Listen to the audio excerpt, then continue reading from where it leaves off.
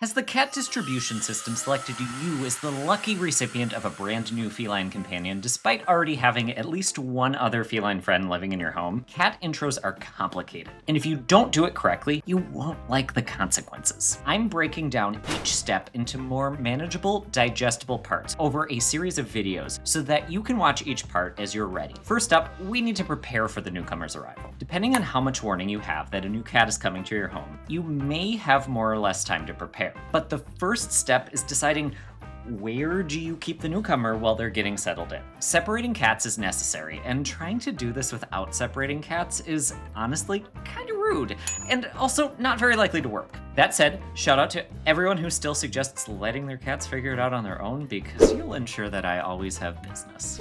The place that you select should be a place that the newcomer can stay comfortably and safely for a few weeks or months if needed. It's very normal for a cat introduction to take a few weeks, and you're not being rude to the newcomer by keeping them separated. The alternative is that the resident cat is going to be very unhappy and possibly start fights with the newcomer, and your blood pressure is gonna go through the roof. Set up all of the basics that the new cat will need, including a litter box and scratching posts placed away from the litter box, a place to eat, also away from the litter box, places to rest. Seriously, keep this all away from their litter box. Things to do, basically everything that they're gonna need to feel safe and comfortable and happy. Make sure nothing in the room can injure the new cat by doing a basic cat proofing audit. I have a separate video specifically on cat proofing if you need ideas, but I'll also include some links in the description to resources for additional information if you're interested. Next, keep the door shut, even though your new cat isn't there. This will help your resident cat adapt to the area not being open. If needed, start with short periods of the door being closed,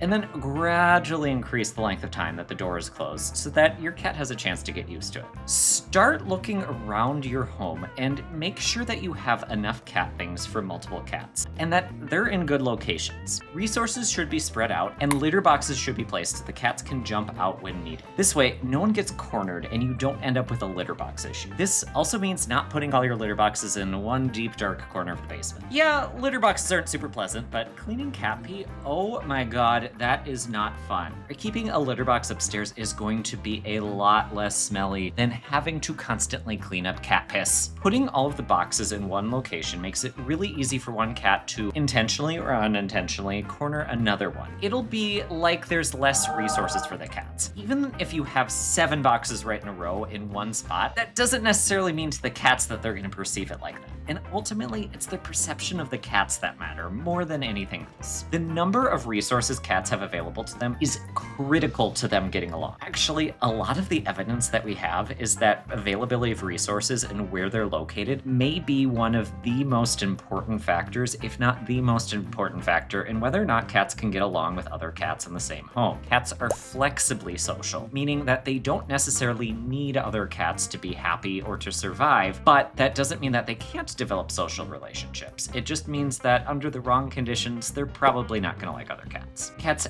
absolutely can live in groups as long as you have stuff placed correctly. You're going to have trouble though if you don't have enough stuff or you don't have them placed in the right locations. On the same note, make sure that you have more than one of the most important resources than you do cats. This allows the cats to always have a choice of which one they use and helps them always feel like they have enough stuff. Basically, you want multiple resources in multiple locations in your home. I repeat that exact same phrase to clients all the time, so you're getting that for free. Stuffing everything in a cat room may seem nice, and you probably have good intentions, but it doesn't allow your cat to feel confident because they won't feel like the whole space is theirs. Even though we tend to think of our homes as our homes, remember that your cats live there too, and it is their home. They should feel like it's their territory as well. Next, we want to try and introduce the cats by smell to start with, if possible. This may not work in every situation, but if you can do this, it's a good thing to try. Get something that the new cat has spent a lot of time resting on and bring it over to your new place. Now, you don't want to do something like rubbing your cat all up on it. If it's something like a blanket that they spend a lot of time resting on naturally anyway, that totally can work. Things like a blanket or bedding or even scratching posts can really work well for this. If the cats are old enough to respond to catnip, and those of you that follow my channel should know that it's not a surprise that I'm talking about catnip, sprinkle a little bit of catnip, silvervine, or valerian root on whatever object is that the cats are smelling that has the other cat scent on it. That way they can start start developing a good association with the smell of the other cat by mixing it with the smell of something that will put them in a very, very good mood. A red flag to watch out for is if the scent alone causes the resident cat or cats to become distressed. Usually this will show up as a hiss or growl, but it could be other changes such as urinating or spraying outside the litter box. That should give you pause, and you'll want individualized advice on what to do next, as the context and the specifics matter a lot. So I can't really give you a for sure answer on that one, but you'll probably want to check with a professional. Depending on the amount of space that you have, you may or may not need to do this step, but if you do have enough space to set up a second cat room that is just for the resident cats, they'll appreciate that. This is a place that the new cat won't be allowed in until much later. This will make much more sense once we get a little bit further along, but the goal is to make sure that there's less territoriality. At one point later, you may try swapping the cats in and out of the same location, but it's better that you don't let the resident cats into the new cat space and not let the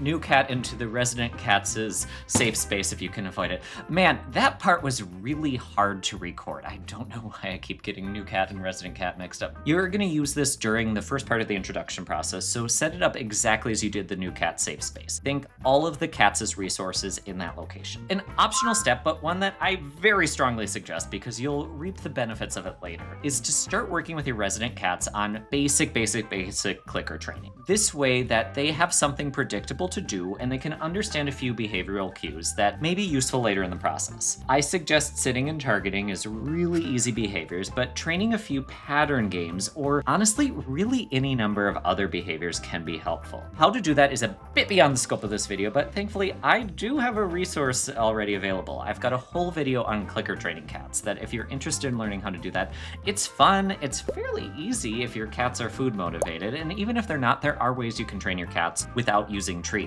I also happen to have a video on that, so make sure you check out those resources if needed. Regardless of whether you go for clicker training, everyone has one final task to complete, and that's to go on a bit of a scavenger hunt. This is kind of the worst scavenger hunt of all time, though, because I'm giving you the answers and suggested locations of where to find the items that are part of it, but we're gonna pretend it's fun. You're going to need a few items that you may or may not already have sitting around the home. First, an under-the-door draft stopper. Oh, hello, Prozac. Are you coming to say hi? Thank you, Prozac. Under-the-door draft stoppers, though, that's what we were talking about. They prevent the cats from seeing each other or swiping at each other while they are still separated under the door. One of the most common scenarios I run into, and keep in mind that the bulk of my business is helping people fix cat introductions gone wrong, so I see a lot of these, is that clients will have their cats sticking their cute little paws under the door and they'll be like, oh my god, they're friends, they're besties, they're just playing.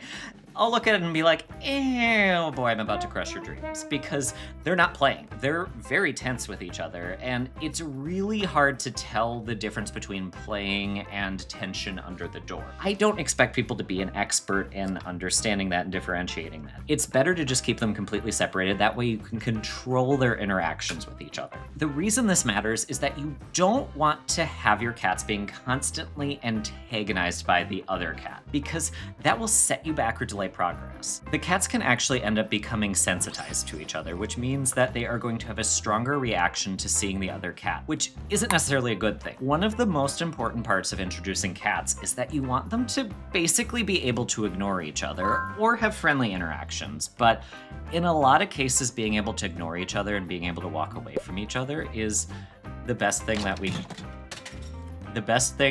can hope for. I am so distracted by how cute and how sweet Prozac is. I'm not even gonna edit this part out because Prozac is the real star.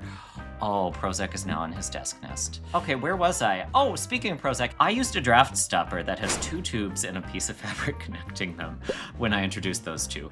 It slides over the bottom of the door and moves as the door opens, which I like because even though that's a little thing and it's not the most challenging thing to do, that little quality of life improvement and that little extra piece of effort that you don't need to do is gonna be really beneficial, especially if you have to do a longer introduction. I also like that those style of draft stoppers just stay flat on the ground. You don't have to worry about your cats seeing each other under the draft stopper. Options that you attach to the door using an adhesive might work, but they'll potentially leave a tiny gap there. More sensitive cats can still see each other, and that's going to be a problem. Weather stripping might work as an alternative, but you have to adhere that to the door, so it The draft stoppers are better for renters, basically. Alternatively, any draft stopper or even a towel can work, as long as the cats don't move things around. Once you have the draft stopper, if you have a glass door that will be separating them, get a window film that completely stops them from seeing each other and add that to the glass. Static cling window film is removable, and as you hopefully won't need this forever, can be cut to fit your door. But make sure whatever film you get doesn't have any way that the cats can see each other through the pattern on the window film. Some of them have little see-through spots that are decorative, but for this purpose, not great. Next,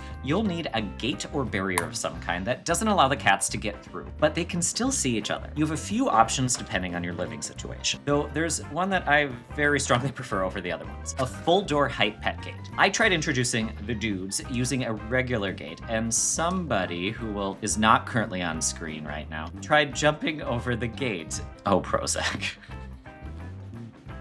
It wouldn't be a video about cat behavior if I didn't have my cats interrupting it, would it? Okay, so I tried introducing my cats using a regular gate, and somebody leaped over the gate.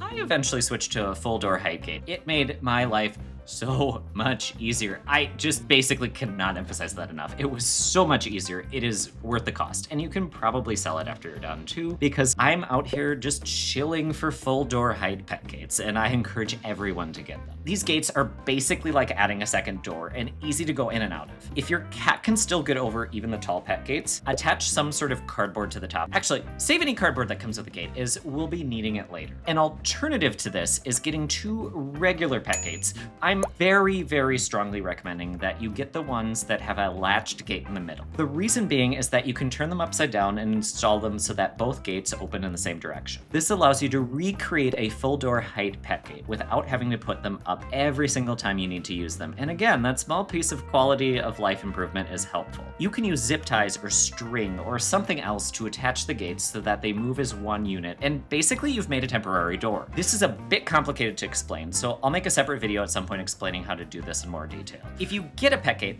one very, very important feature to look for: vertical bars. Don't get horizontal bars or a lattice style gate, because your cats will just use it to climb. Seriously, it may seem worth it to save a bit because they do tend to be a little bit cheaper, but there's a reason for that. Unless your cats absolutely cannot. The cannot part is really important, because just because your cat hasn't done something yet doesn't mean that they won't do it under the right or wrong circumstances, depending on how you look at it. Jump about 3 feet off the ground. Taller is better. This includes the new cat whose behavior you don't know. Another reason to get the tall pet gates is that you don't know what the new cat is going to be like. Taller gates are worth it. Alternative to gates include a screen door that you can set up against your door frame, or a mosquito net. If you happen to have glass doors, that works too in some cases. The downside to mosquito nets or screens are that cats can climb them, or they may pull them down. I'm honestly generally not a huge fan of them, but if you're aware of the downsides and that they're risks and the risks that come with it, and they're what you can afford. I am once again being distracted by my own cats. Hello, Pootie. If the screens are all that you can afford, or they're the only thing you can get, they may be worth it. However, if you can afford a better, taller, full door height pet gate, they really, really will make a big difference. As you're buying or ordering these items, keep some of the boxes. Using flattened cardboard boxes to separate cats or block them from seeing each other can help a ton in a pinch. For most uncomplicated introductions, these are going to be the supplies that will be enough to get you started. Obviously, individual situations vary, so if you're not sure what to do and you want some personalized advice, don't be afraid to work with a professional. For most folks, though, this will get you to the point where you can bring your new cat home, which I'm going to cover in the next video.